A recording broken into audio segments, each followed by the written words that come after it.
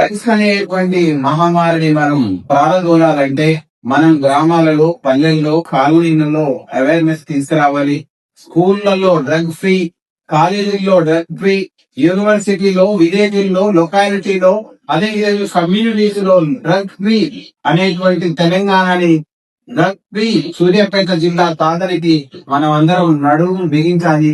లేకపోతే గ్రామ స్థాయి ప్రజా ప్రతినిధులుగా మీ అందరి యొక్క బాధ్యత. మిగతా డిపార్ట్మెంట్ తోటి కోఆర్డినేట్ చేసుకోండి. మీ విలేజ్ లో ఎవరైతే ఈ డ్రగ్స్ అలవాటులో వాళ్ళని పోలీసు దృష్టికి తీసుకురండి.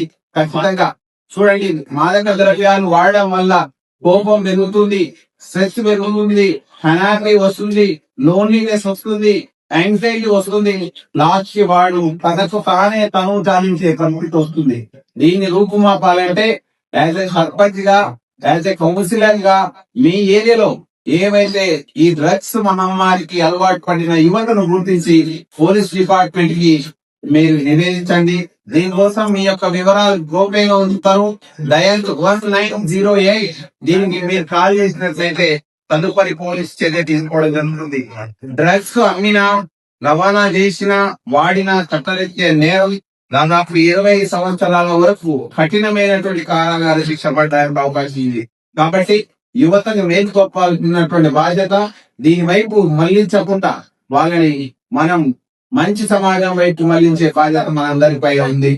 ఇదే కాదు, ఎవరైనా మీ కమ్యూనిటీలో అదే ఈ డ్రగ్స్ అలవాటు పడి, మత్తుకు అలవాటు పడి చిటోరా చేసలు చేసే వాళ్ళని ఈ డి అడిక్షన్ సెంటర్స్ అని డిస్ట్రిక్ట్ లెవెల్లో మనకి ఇప్పుడు జీజీహెచ్ లో పెట్టడం జరిగింది. సూర్యాపేటలో మీరందరూ కూడా మన వైద్య అధికారులు, పోలీస్ అధికారుల సహాయాన్ని తీసుకొని మీరు వాళ్ళని డి అడిక్షన్ సెంటర్ కి తరలించి మనం వాళ్ళని డ్రగ్ నుంచి విముక్తి పొందే విధంగా చేయాలి.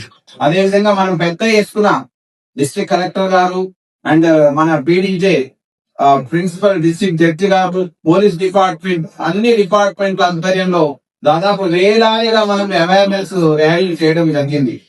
ఇదే పురస్కరించుకొని మే 23వ తారీఖు నాడు మనకు జిల్లా వ్యాప్తంగా 23 మండలాలలో ఒక్కొక్క మండలంలో 4 విలేజ్ల్లో 92 ర్యాలీస్, 92 అవేర్నెస్ వీకులని మనం ప్రోగ్రామ్స్ ని కండక్ట్ చేయబోతున్నాం.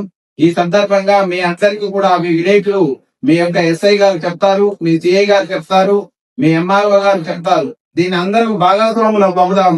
ఒకే రోజు 92 గ్రామాలలో డ్రగ్స్ ని పాలదోలే విధంగా మనం అందరం నడుము బిగిద్దాం అనేటువంటిది మీ అందరికీ తెలియజేయడం జరిగింది.